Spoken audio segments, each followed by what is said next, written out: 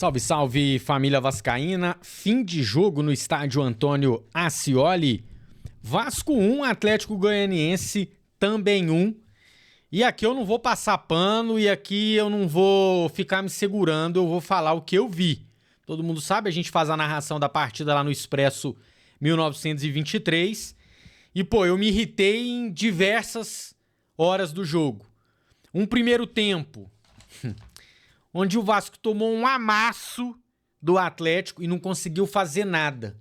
Um segundo tempo onde o Vasco continuou sendo amassado, mas pelo menos conseguiu sair em alguns momentos para tentar o gol de empate.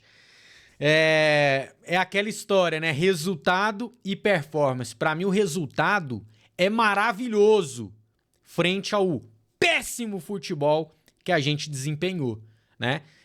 Quem assistiu os melhores momentos, quem não viu o jogo e tá assistindo os melhores momentos vai falar, porra, o Vasco teve sorte, hein? Porque foi um amasso. Só de bolas na linha do gol foram 3, né? Só de bolas em cima da linha foram 3. Uma o Paulo Henrique, uma o Rojas e uma o Léo Pelé. Não, Rojas, Paulo Henrique e acho que o Léo Pelé, né? Cada um tirou uma de cima da linha. Então, assim, é inadmissível, é inaceitável. O Rafael Paiva precisa dar uma resposta, porque a gente chega ao terceiro jogo sem jogar bola. E aí, no último jogo eu falei, ainda não tô desesperado, tô preocupado. Sigo muito preocupado. Ainda não tô desesperado, né? Mas continuo muito preocupado. A partida defensiva do Vasco hoje foi lastimável. Foi lastimável. Eu tô aqui com os números da partida. Pô, mano, olha só. O Vasco conseguiu 7 finalizações o jogo todo. 2 no gol. O Atlético finalizou 23, meu amigo. 7 contra 23. É uma superioridade muito grande, muito anormal.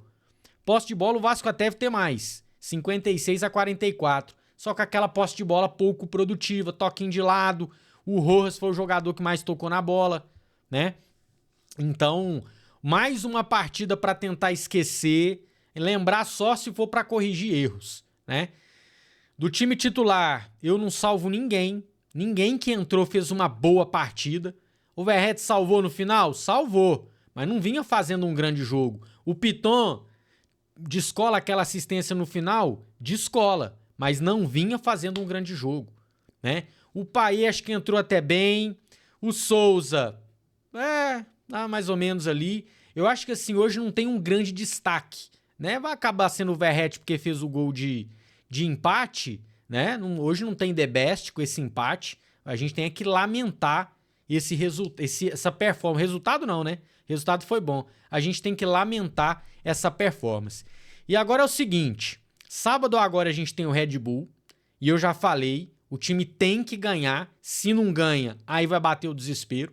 Se não ganha, vai bater o desespero, porque as outras equipes ali de baixo estão chegando, né? E eu não quero de novo ficar com zona do rebaixamento aqui, ó, no cangote. Aproveitar que ela tá uma distanciazinha e vamos manter.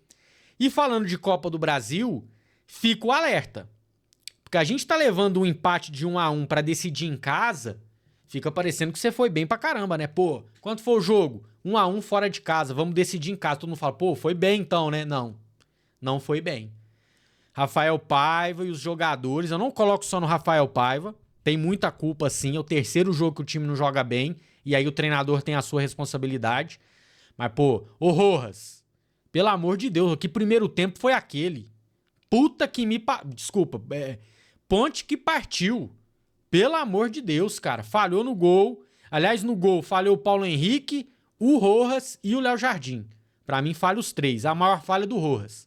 Mas o Paulo Henrique erra o passe, o Rojas toma a bola nas costas e não consegue acompanhar, e o Léo Jardim toma aquele gol ali que não é gol que um grande goleiro toma, né? Isso é gol que goleiro fraco. E eu não acho o Léo Jardim fraco. Então, pra mim, falhou. Pra mim, falhou. E, cara, o gol do Verratti é algo sensacional. Gol difícil, gol de... Pô, ele não é craque, eu não acho ele craque, mas foi um gol de craque, né? Um gol de muita dificuldade, pegando de primeira, sem chance pro goleiro.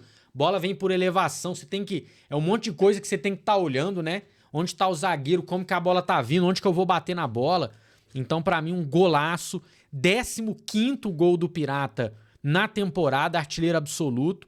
5º gol dele na Copa do Brasil, é o artilheiro da competição. Deixa o Ener Valencia pra trás, né? E abre 5 gols. Então, pô...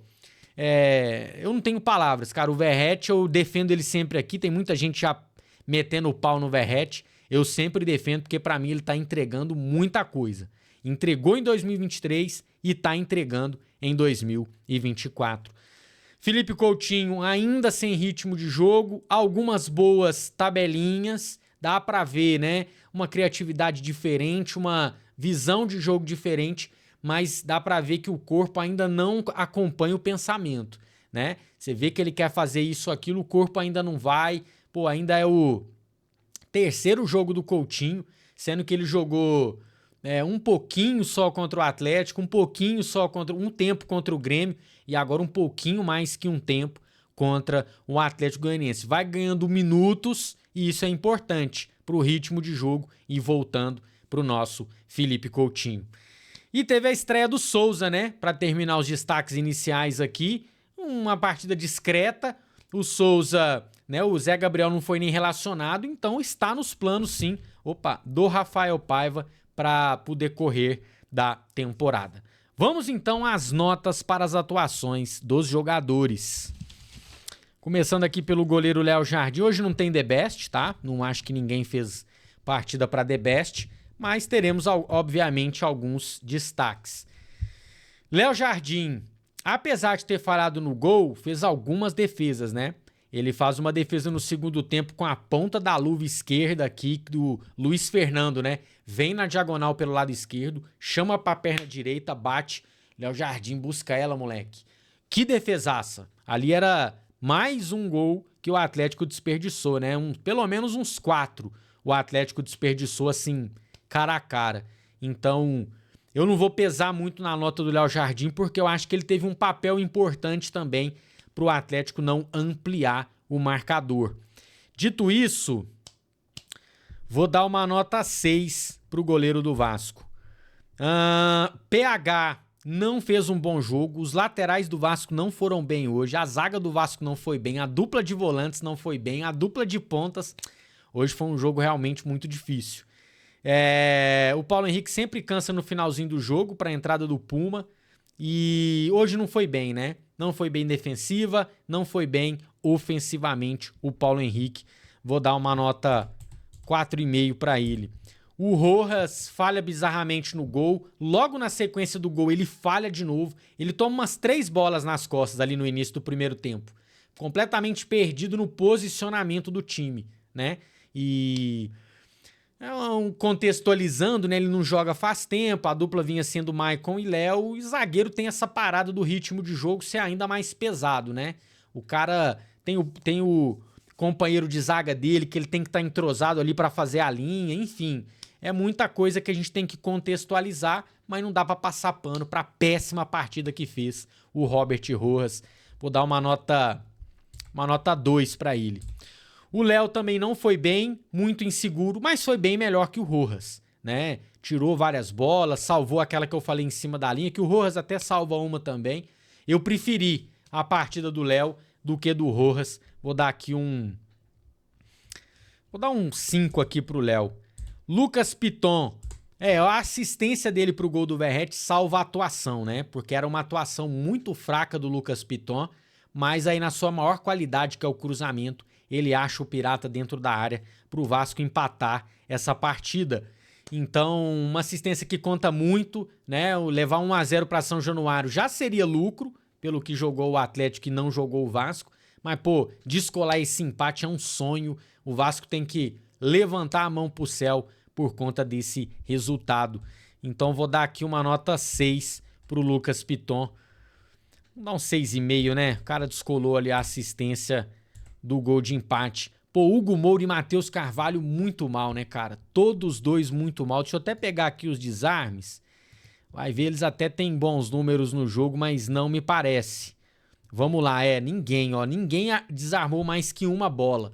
Com uma roubada de bola, Payet, Piton, Cocão, Paulo Henrique e Souza. O Hugo Moura saiu sem nenhum desarme na partida. Vou dar uma nota 4,5 pro Hugo Moura. E vou dar uma nota 4,5 também pro nosso Matheus Cocão. Felipe Coutinho, como eu disse, ainda sem ritmo, mas dá pra ver a qualidade, né, cara? Eu quero ver o Coutinho daqui umas 3, 4 rodadas, que é mais ou menos quando ele vai estar perto da forma ideal. E aí eu acho que já dá pra gente julgar mais se vai colaborar ou se vai ser mais do mesmo, né? Tipo um Alex Teixeira quando voltou da última vez. Continuo aqui de mão dadas com o nosso Felipe Coutinho, acreditando muito ainda no seu futebol, mas que ainda não aconteceu da forma que a gente quer. Vou dar um 5,5 aí pro Coutinho. Menino Adson muito sumido, muito discreto, mal no jogo. Pô, uma bagrice dele, aquela bola que... Eu não sei se foi o Paulo Henrique que conseguiu o cruzamento, ela sobrou limpinha pra ele mata de canela, perde o domínio. Pô, Adson, brincadeira, você vinha tão bem, já tá caindo de produção de novo. Me ajuda aí, hein? Nota 4 pro Adson. DVD a mesma coisa, muito mal no jogo. Vou dar um 3,5 pro DVD, que eu acho que foi ainda pior que o Adson. E o Verratti pelo gol vai ganhar a maior nota do jogo, mas ponderando, né? Não fez uma grande partida o Pirata. Não fez. Ele ainda conquista ali a expulsão do jogador Maguinho, né? Uma expulsão pra mim injusta. O cara leva o joelho na cara dele. Não sei porque que o juiz ficou olhando tanto tempo assim. Então, é o melhor do Vasco na partida. Vou dar aqui uma nota... Vou dar uma nota 7 pro nosso Pirata. Dimitri Payet pra mim entrou bem, né? Não entendi aquele escanteio curto, né? O Payet bate tão bem, poderia ter cobrado ele mesmo. Mas enfim, tentou uma jogadinha ensaiada ali o time do Vasco. Teve uma outra batida de escanteio do Payet que ele consegue achar. Eu não vi se foi o Souza, alguém que pega de primeira da entrada da grande área para a defesa do goleiro Pedro Rangel. Aliás, pô, 2 bons goleiros tem o Atlético, hein? O Ronaldo não jogou, esse Pedro Rangel aí fez boas defesas. Então vou dar aqui uma nota 6 pro Payet, gostei da entrada dele. Me pareceu um pouquinho mais inteiro, um pouquinho mais desenvolto, mais solto para jogar bola. O Souza, como eu disse, uma estreia discreta, dá pra ver que ele gosta de voltar para buscar jogo ali entre os zagueiros e tem como característica a pegada ali no meio campo, mas que a gente só vai ver essa pegada com mais ritmo, com um pouquinho mais de rodagem nessa volta ao Vasco. Vou dar pra ele aqui um 5,5 pela estreia. Alex Teixeira, pô, não fez nada, né? Muito burocrático, recebe, toca de lado, recebeu uma falta no lado esquerdo de ataque, uma falta dura, inclusive, que rendeu o amarelo pro Maguinho, mas foi só, né? Então aqui vou dar uma nota... Vou dar um 4,5 pro Alex Teixeira. O Emerson Rivaldo, pô, não dá nem pra dar nota pra ele, mal encostou na bola, né? Tenta um cruzamento estranho ali, vou dar um 5 pra ele. E Puma Rodrigues também fica sem nota, né, cara? Nem jogou direito. Vou dar uma nota 5 aqui só pra ele, porque eles mal entraram, mal ficaram no jogo. Pro Rafael Paiva vai ficar mais uma vez o puxão de orelha. O time não jogou bem. É o 3º jogo consecutivo em que pese aquela partida contra o Galo, que o Praxedes entrega, né, um gol e tudo mais. Aí não é muito técnico, né? O técnico não tem como fazer nada nesse tipo de situação. Mas enfim, você pegando o geral, o time tá caindo muito de produção. E aí a gente tem que cobrar o treinador. Alô, Rafael Paiva. É hora de dar uma resposta. Senão daqui a pouco, meu amigo, seu caldo vai entornar. Você não tem casca, você não tem tamanho de técnico. Então o seu negócio é resultado. Se o resultado não começar a vir, meu amigo, você sabe o que vai acontecer, né? Então vou dar de novo aqui uma nota... Vou dar uma nota 4, né? O Pirata te salvou, o Piton e o Pirata te salvaram. Pode agradecer eles aí no vestiário. Bom, lembrando então, o Vasco volta a campo agora no sábado contra o Bragantino em São Januário às 7 da noite pelo Campeonato Brasileiro e tem que vencer. Pela Copa do Brasil, o jogo da volta é na terça-feira agora, 9h30 da noite, 9h45 da noite em São Januário. E para quem ainda não lembra, né, o gol fora de casa já não existe, então qualquer empate leva a decisão por pênaltis e quem venceu o jogo avança para as quartas de final da Copa do Brasil. Quem é Vasco e chegou até aqui, não esquece de deixar o likezão. Quem é muito Vasco, se inscreve no nosso canal. A qualquer momento a gente está de volta para mais informações, comentários e muito conteúdo do Vascão da Gama. E até lá!